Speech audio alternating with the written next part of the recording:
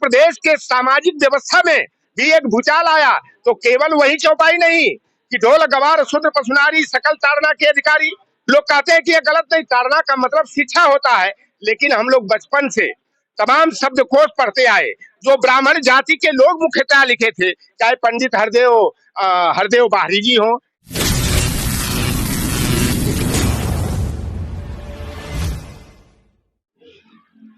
मनुस्मृति से लेकर आज तक के लोग क्यों नहीं आवाज उठा रहे थे रामायण? देखिए, कहा जाता है कि जब मैं जागो तब सवेरा। कोई चीज ये नहीं है, कोई घटनाक्रम का एक समय काल परिस्थिति होती है। बिहार सरकार के शिक्षा मंत्री माननीय प्रोफेसर चंद्रशेखर जी ने उंगली उठाया, उन्होंने प्रश्न चिन्ह खड़ा किया कि एक काल में मनुस्मृति, दूसरे काल में रामचरितमानस और तीसरे काल में गुरु गोलवलकर की बंच ऑफ थॉट्स और वी आर नेशनहुड डिफाइंड जैसे जो साहित्य है, जो किताबें हैं, पुस्तकें हैं, उसमें तमाम ऐसे प्रसंग हैं जो पिछड़े दलित वंचित यानी कि ओबीसी एससी एसटी और नारी जाति को अपमानित करने वाले लिखे गए हैं।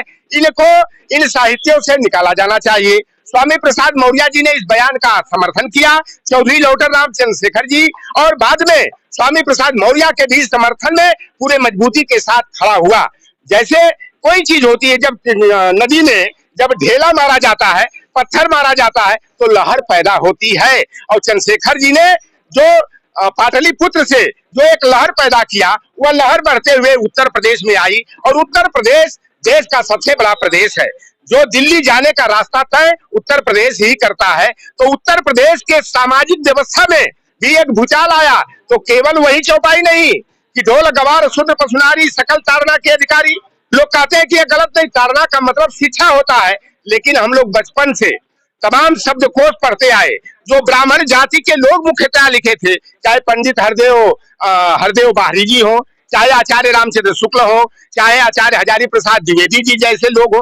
तमाम साहित्यकारों ने और हिंदी भाषा के महान विद्वानों ने जो शब्दकोश लिखा, तो अभी तक हम लोग ताड़ना और ताड़न का अर्थ जो है कि दंडित करना, सजा देना, मारना, पीटना, यही लिखा गया था।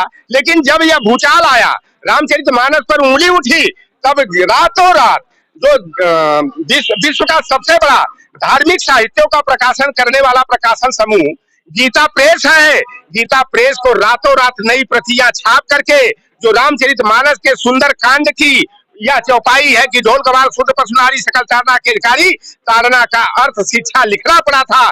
इसलिए मैं उत्तर प्रदेश सरकार और भारत सरकार से यह मांग करता हूँ कि शिक्षा मंत्री का नाम तारक मंत्री होना चाहिए, विद्यालय का नाम ताड़नालय होना चाहिए, शिक्षा विभाग का नाम ताड़ना विभाग होना चाहिए। जब इसी तरह अर्थ है, अगर भाई इसमें संशोधन हो सकता है तो ये जो जय बलराधन तेली कुम्हारा सुपत किरात कोल कलवारा, आगे वाले दो पद और हैं।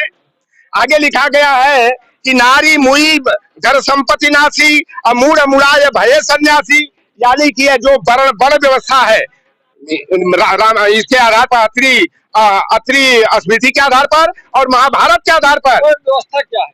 देखिए, अत्रि स्मृति में लिखा गया है कि जन्मना जायते शूद्रः संस्कारात् जुजुच्यते वेदाध्यायी भवेत विप्र अब्रह्म जानाति ब्राह्मण।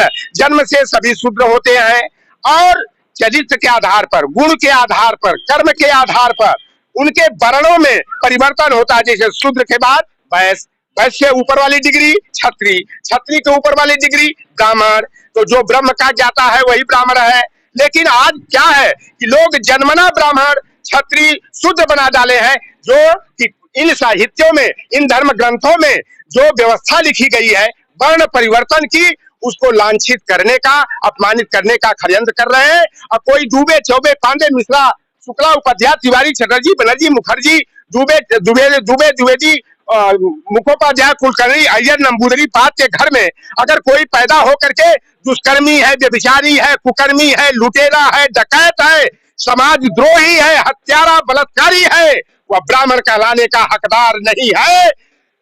योगेश्वर श्री कृष्ण के हवाले से गीता में कहा गया है कि चातुर्वर्ण्यम मया सृष्टम गुण कर्म विभाग सा। जब योगेश्वर श्री कृष्ण के मुंह से यह कहा गया कि 4 वर्णों का विभाजन गुण कर्म के आधार पर किया गया है जी।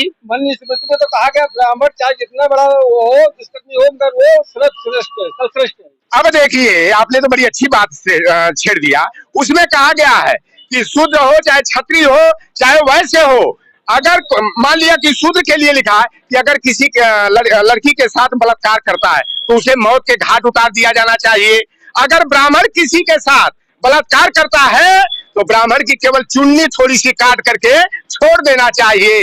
ब्राह्मण जो भी गलती करे वो उसे माफ कर दिया जाना चाहिए। अच्छा, एक बात और मैं आपके चैनल के माध्यम से बता देना चाहता हूं।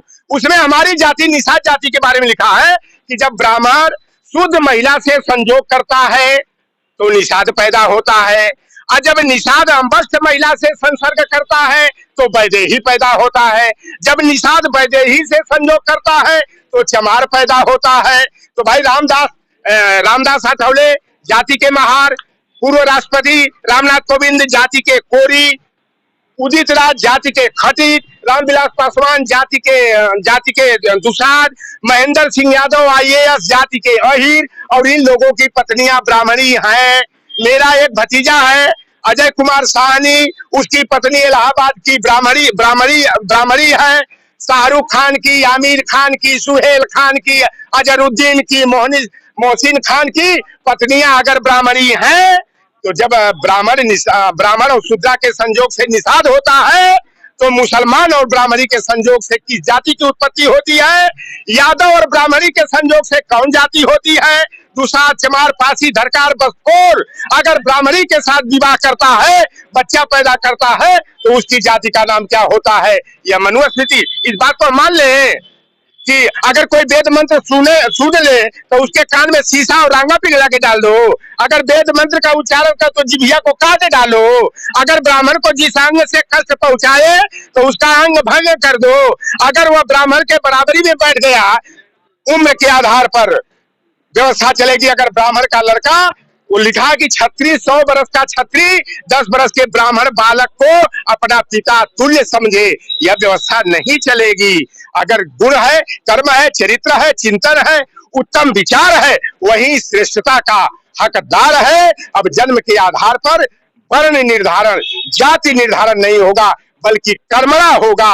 और जन्मला जो दम्भ भरेंगे फर्जी, ये बाबा मठाधीश महामंडलेश्वर परमहंस जगत गुरु बन करके जो धर्म का चोला ओढ़ करके गुंडई करेंगे तो सचे साध्यम समाचार के अनुसार उनके साथ व्यवहार होगा। भागवत ने कहा था जात तो ब्राह्मणों ने बनाई है।